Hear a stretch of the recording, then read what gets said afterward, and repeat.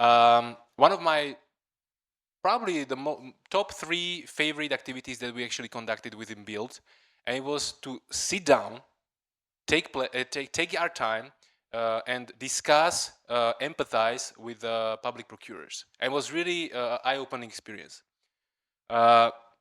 Basically, we try to forget about all the theory, all that we know from our previous projects, and just talk to procurers as people.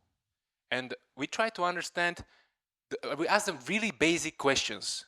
Like, and you can see them there. Maybe if you cannot see them then, like, first of all, we just maybe may sound very philosophical, but it was super powerful and impactful, and it fed our work in later stages in the project.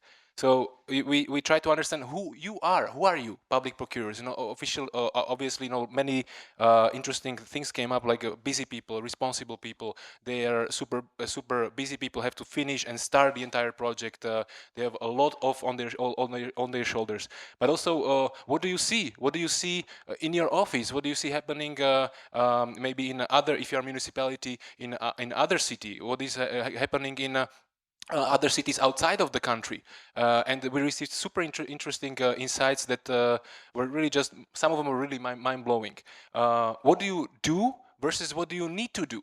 And there are so many discrepancies, so many expectations versus really cannot deliver this. I already have so many things to do. I'm not properly trained. And we heard really valid, not excuses, not complaints, but facts.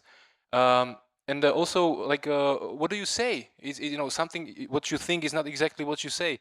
And these were the questions that we asked them, and try to emphasize and put together the map that you can see in order to really understand them at the deep level, at the human level, and that helped us to shape our value proposition in the next phases of the project, when we wanted to involve them, call them to our trainings, shape our agendas accordingly. So we didn't have our agendas rigidly written in a stone during the grant agreement. We kept it open because of this exercise.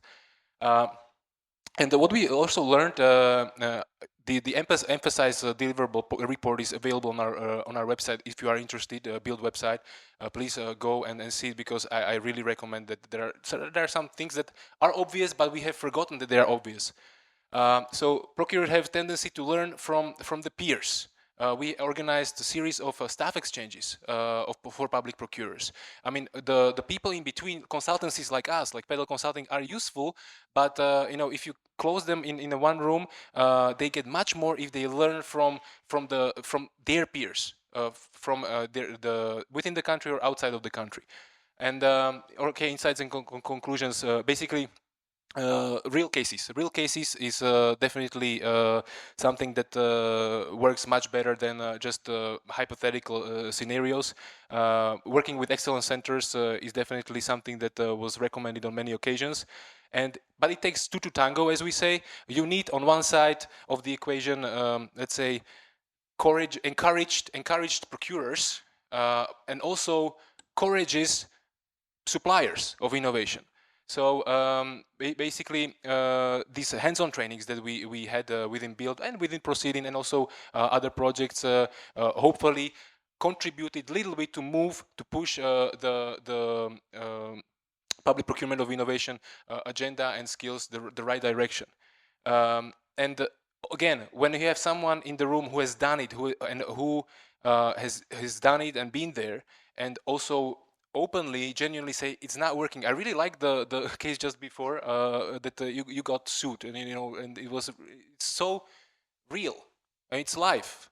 And we don't just necessarily showcase all our successes, because we equally learn from our mistakes.